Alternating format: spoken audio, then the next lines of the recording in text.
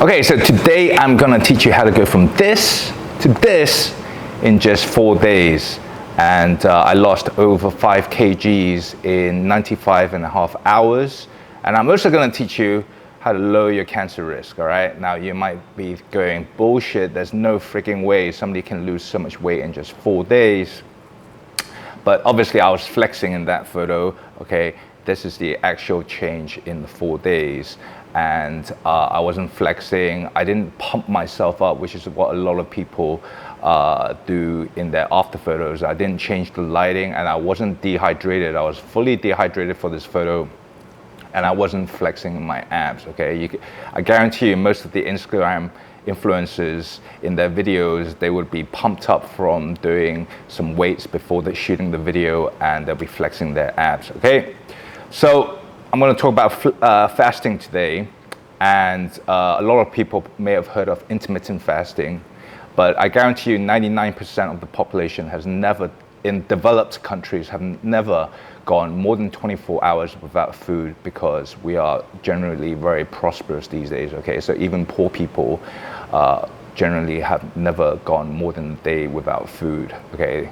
And fasting has actually been around for thousands of years, okay? The Hindus practice it, the Buddhists practice it, Muslims practice it, and during the month of Ramadan, they don't eat during the day, so that would be like intermittent fasting.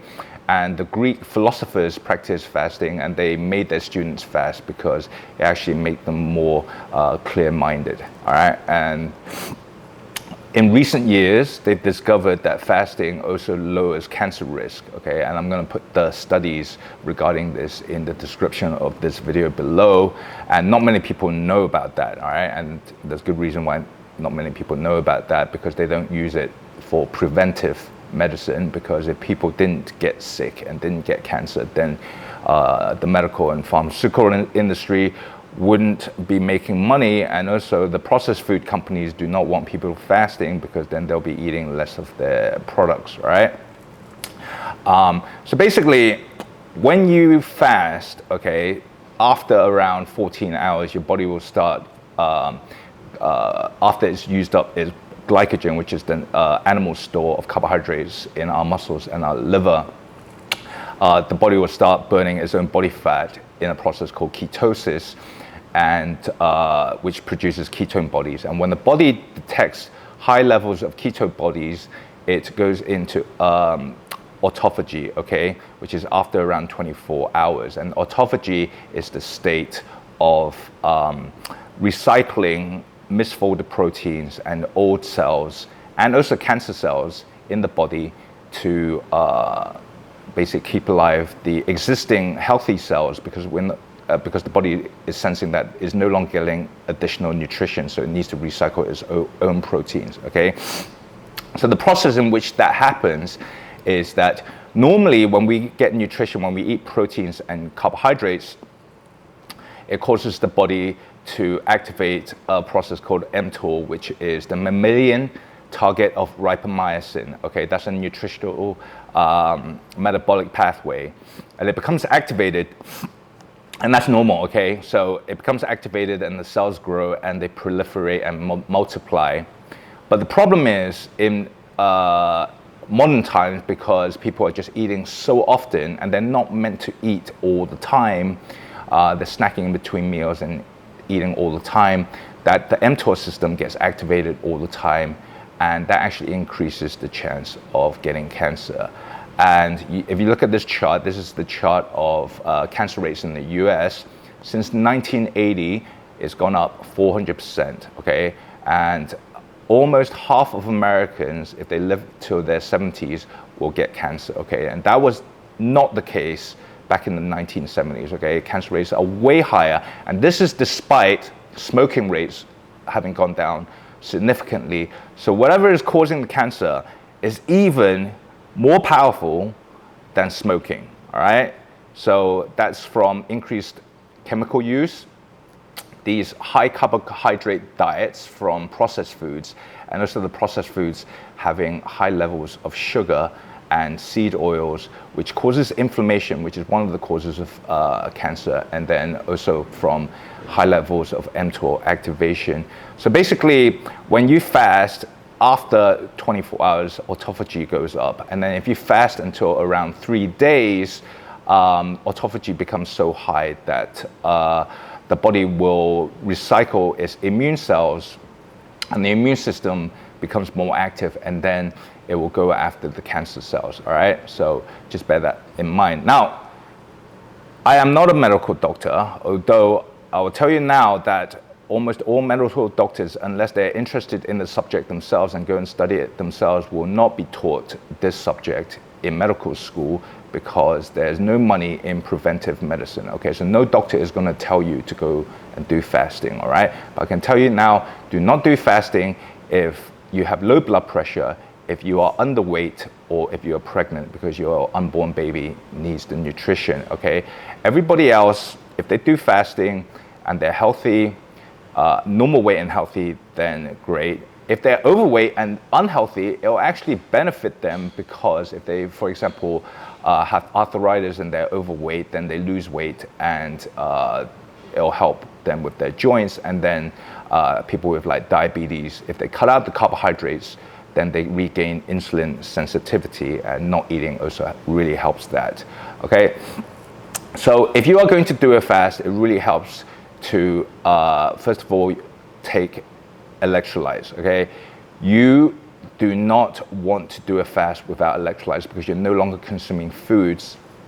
So you want to take non-carbohydrate based electrolytes, all right? And this is the brand that I use. You can drink green tea and black coffee. And if you want to add some MCT oil, which is a medium chain triglycerides, to your black coffee, then you can do that, and that will not cause you to come out of the fast. That's called bulletproof coffee. But you cannot cheat, okay? You cannot eat like just a small bite of any food and think, oh, it's just a little bit, I'm not really, gonna be affecting my fast. It will basically stop the fast, because as soon as your body gets an insulin response, which is the hormone used to allow the nutrients into the cells, then you will stop the fast. All right, so no food whatsoever, only water, green tea, other teas without sugar, and black coffee. You can also take magnesium, which will help you sleep, and then you can take activated charcoal, which will soak up the toxins when they are released by the fat cells, because our fat cells hold on to toxins, and when you lose a lot of fat in a short period of time, then you might feel unwell because of the toxins, and that's basically what detoxing is about. Okay, so let me run through exactly what I did. So on day one, after my first meal, I cycled down to my friend's place and I did an ice plunge and an ice bath, 4.5 minutes at 0.5 degrees. And the reason I did that, first of all, ice bath is very healthy as well, because it lowers inflammation. Inflammation is another main cause of cancer, several cancers. And it boosts the metabolism, and it'll make you feel great after the ice bath, okay? The ice bath itself is bloody painful. And because when I'm doing the ice bath, I'm dropping my body temperature, I'll burn a lot of calories reheating my body, okay? So for a guy my size, when I started the fast, I was 98 kgs. I'm gonna burn at least 100 calories just reheating my body, okay? My core body temperature is not gonna drop 1 degree, but the outside, my extremities and my skin will definitely drop more than that. And then I cycled back home. So in total, I cycled for 90 minutes. And the reason I did that is to use up a lot of my glycogen to speed up the process of autophagy. So I use up my glycogen quicker. And on each day, I walked on average 20,000 steps, okay? So on the first day I did 21, and on the last day I did 23,000 steps to get myself a 20K step average a day. And that's like a 2.5 hour brisk walk a day, or I walk my dog. So I did about 4 hours of dog walking a day, which is a lot. So you might wanna time your fast over the weekend. And as the results show at the end, which I'll show you, maybe you want to just skip out the walking and just do the fast, okay? So if you get really hungry, to combat the hunger, then it helps to drink a lot of water, or just to take a nap, especially if you're tired. Just take a nap, and you're not going to feel hungry. And for a while after you wake up after the nap, you're not going to feel hungry, and allows you to get over the hunger feeling of the fast. And it is pretty much mainly mental. It is not a physical problem, although some people have mentioned they've fainted during a fast, but I think that's very few people. And that person who told me they fainted did not take electrolytes for their fast. So it's very important to take electrolytes. Okay, so basically I did the same on day 2, 3, and 4. And I just walked, I watched some TV, I relaxed, and I did not do any strenuous activity, okay? Because you want to avoid lifting weights or doing things like running and stuff like that, because that's more anaerobic and will use up more of the muscle. And another thing that goes up after 24 hours, apart from autophagy, is the human growth hormone. Human growth hormone is high in children, and it's used for growing tissue, allowing the kid to get bigger. And human growth hormone is so effective that a lot of bodybuilders inject themselves with it. Although doing that, I really do not recommend. But fasting stimulates that, and it has the effect of healing small injuries, okay? So a fast that I did earlier this year, back in January, I had tendonitis in my thumb, and that went away. And I also had a shoulder injury this time round, which was caused by me doing Brazilian Jiu-Jitsu. I had a neck injury and it spread to my shoulder. And after the fast, it just got better. Okay, I'm not making that up. You can treat small injuries by having human growth hormones, which is why the bodybuilders and a lot of MMA fighters will inject themselves with HGH anyway. Okay, so this is me getting my blood test done. All right, so it's been just over 48 hours. I haven't eaten for over 2 days. And I'm standing here waiting outside a blood test clinic because I get my blood tested and my urine tested every 2 months or so. Firstly, to see where my health metrics are, and then also get an idea of what's happening to my body when I run experiments like this. And today I'm going to get 2 tests done to test my human growth hormone levels, my HGH, and then also my testosterone levels to see if my testosterone, the male sex hormone, has gone down because I haven't eaten in 2 days. And then for the growth hormones, to see if I've gotten a spike, because after a person hasn't eaten for 24 hours and then after the growth hormones start to spike. I've actually done this experiment before, and my growth hormones went up almost 1,300%.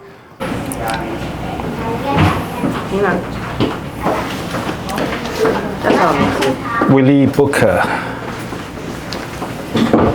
All right, I am getting my blood drawn. It's the one thing I hate, other than fasting. Okay, I hate fasting and getting my blood drawn. So I'm making major sacrifices to make this video.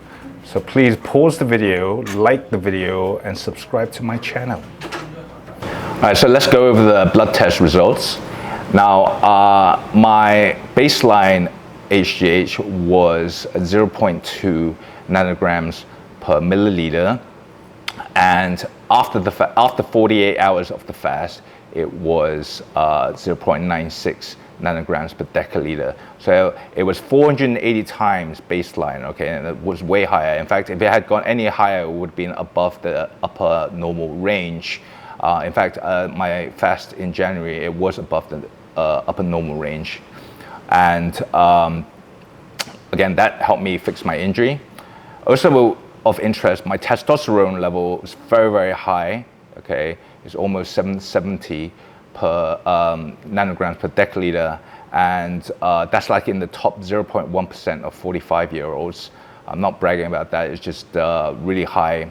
And I attribute that to having a very high cholesterol diet, so you want to eat a lot of red meats and eggs, the egg yolks, to keep your cholesterol high, and cholesterol is used to make a lot of hormones, including the sex hormones.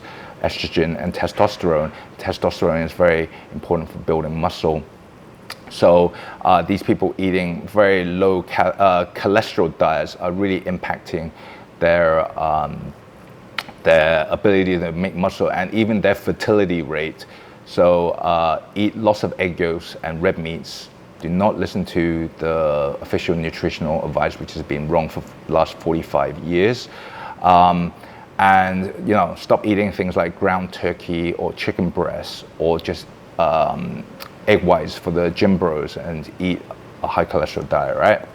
All right, now it's been almost 101 hours since I last ate, and I decided to come to my friend's restaurant, Eddie's Cantina, for my refeed meal, and I'm absolutely starving. Now, it's important after you do a multi-day fast that you do not eat a high amount of carbohydrates, because carbohydrates will leach potassium out of the cells after a long fast, which is why a lot of the POWs and concentration camp victims in World War II, when they were suddenly given a lot of food after not eating for a long time, they died. You're not going to get that from just a 5-day fast, but you might feel a bit unwell. So it's important to eat a high meat-based diet, which people on the carnivore diet will obviously be eating. And then anyone on the mixed diet should eat some veg and fiber, but avoid, a plate of pasta or a very high carbohydrate meal, right? So I am totally looking forward to this meal. All right, and if you're interested in knowing what I'm going to eat for my refeed meal, is this big fajita platter, basically with steak, pork, and chicken. And like I said, don't eat carbs in the refeed meal, so I'm not really going to eat the bread for this meal. And also don't eat a lot of food. So I'm going to only eat half of this plate and then take the other half home for my second refeed meal. Now, after my refeed meal, I didn't get my body or before my refeed meal, I didn't get my body composition done, because it wouldn't have been reflective of how much true weight I had lost.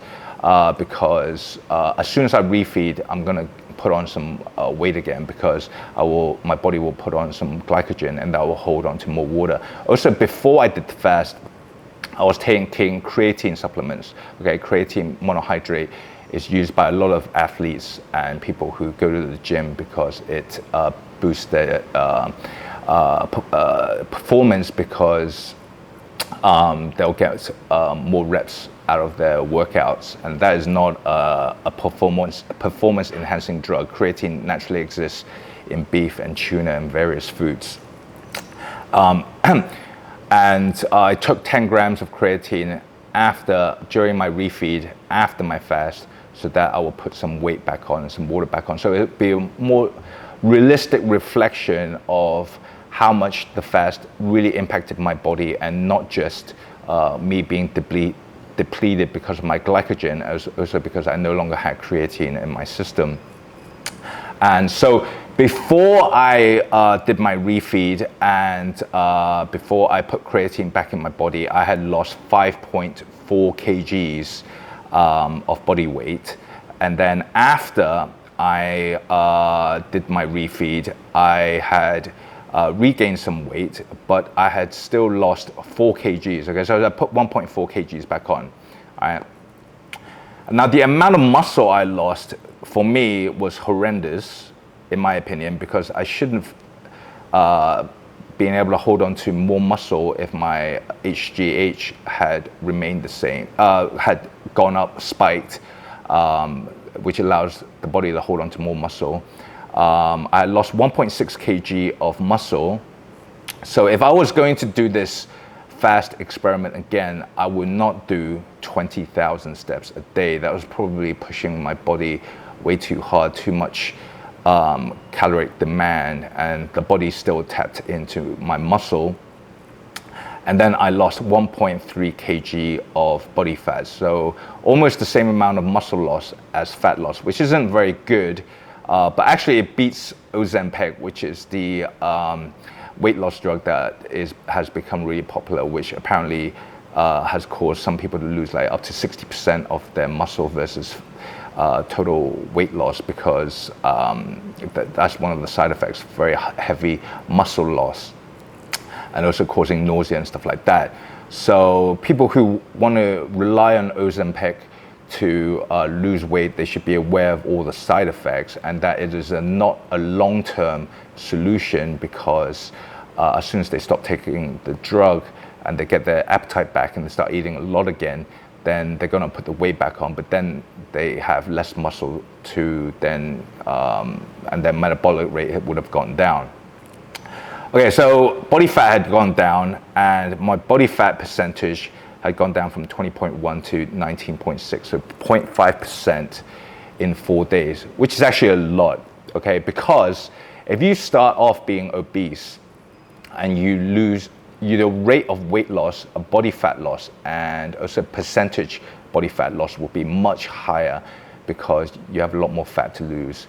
And although I'm not very, very lean, starting at 20% is not all that fat. And losing 0.5% in just 4 days would be like 4% in a month, which is very, very fast. Okay, so I'm going to continue to cut weight over the next month, and then make a new video on how much weight I lose at the end of that month. But I'm not going to use the fasting method until the end of the month, and then I'm probably going to do it fast. But then this time around, I'm not going to walk 20,000 steps a day. I'll probably get my wife to walk the dog. I'm just going to laze around and watch Netflix, and that way I will get less muscle loss. Okay, I'm kind of disappointed with how much muscle I lost. But anyway, that's giving you an idea of how fasting works and how it can create extreme weight loss very, very quickly. But it is also very healthy, all right? Because it lowers cancer risk. And again, I'm going to put the details of those studies in the description, and you can go take a look. I think it's very beneficial to do 2 prolonged fasts a year to lower one's cancer risk, all right? And if you have any questions, then shoot me a comment, and remember to like and subscribe to the channel.